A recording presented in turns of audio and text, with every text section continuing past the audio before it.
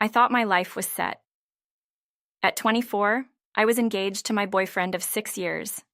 He was 25, and I believed we were meant to be. We had a love story I thought would last forever. Our wedding was planned for next May, on the same date we first met. I spent nights dreaming about our future, never realizing I was ignoring all the warning signs.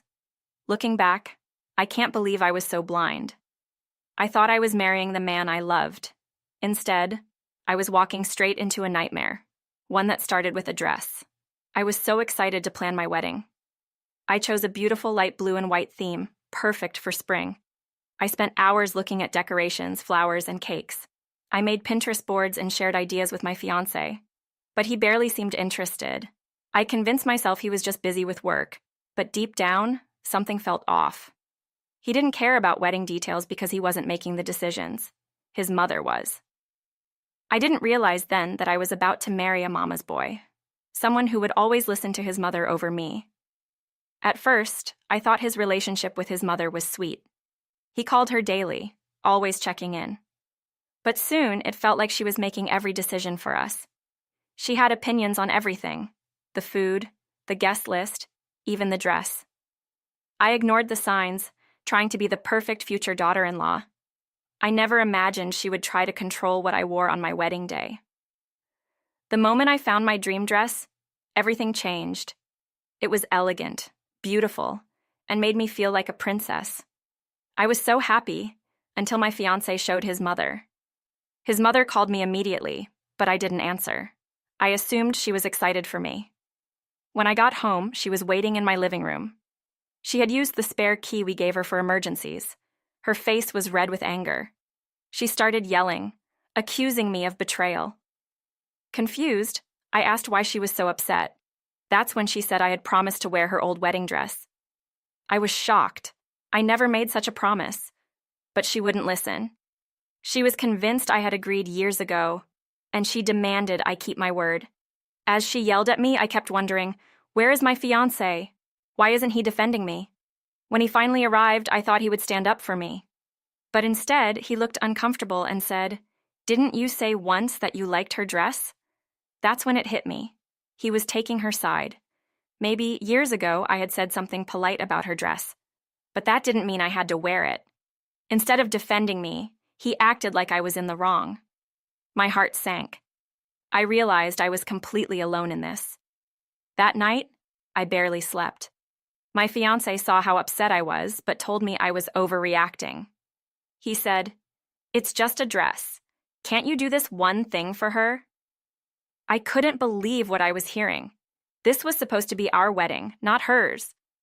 The next morning, his mother flooded my phone with angry messages, calling me selfish and ungrateful. I showed them to my fiancé, hoping he'd finally see how cruel she was being. But instead, he just said, "She's hurt. You should understand." That's when I realized this wasn't about a dress anymore. I didn't want to keep fighting. So I offered a compromise. I said I could wear a piece of jewelry from his mother or add lace from her dress to my veil. But nothing was good enough. It was all or nothing. Either I wore the entire dress or I was a liar. His mother kept calling, demanding I respect her traditions. My fiancé. He stayed silent. That's when I saw my future clearly. If I married him, I would always come second. My opinions wouldn't matter. His mother would control everything. I started to feel trapped. When I tried to talk to him, I expected a fight, but not complete betrayal. He admitted something that crushed me. He never liked my dress. He had only said it was beautiful because he thought that's what I wanted to hear. I felt sick. It wasn't just about the dress anymore. It was about trust, about how little he cared about my happiness. I finally asked him, "Are you marrying me or your mother?" That's when he lost it. His face darkened, his voice got loud, and then, in one awful moment, he did something I never expected. He slapped me. The impact shocked me more than the pain.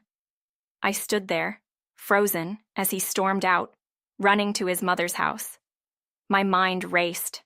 How did it get this bad? Was this the same man I had loved for 6 years?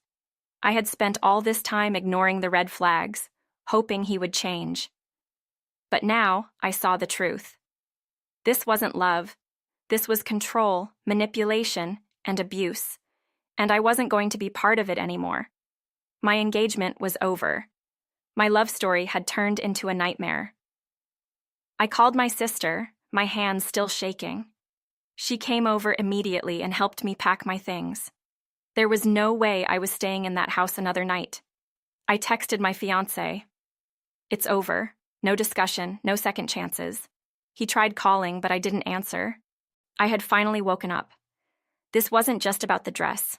It was about how he had treated me for years, and I was done. The next morning, I went to the police and filed a restraining order.